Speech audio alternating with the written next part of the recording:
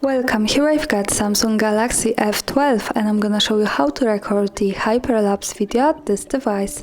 So let's start by tapping on the camera button to open it, and for now we are on standard photo mode. Let's change it by using this settings bar and just simply going to the right to more. Here we get access to more modes of this camera and one of them is the hyperlapse, so let's pick it. Here we are, now we can start recording this kind of video by tapping on this button at the center, the shutter.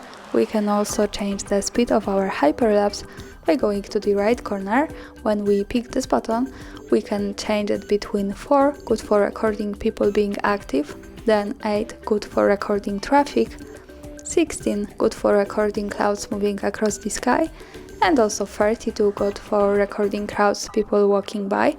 So we have really cool thing from the device that it shows us these short suggestions, which speed is good for which conditions we have when we want to record the hyperlapse video. Now let me pick, for example, speed 8, good for recording traffic, to show you how it works, and let me start recording. And this is my object. I'm going to move it slowly because the time-lapse or hyperlapse here should speed up the original video.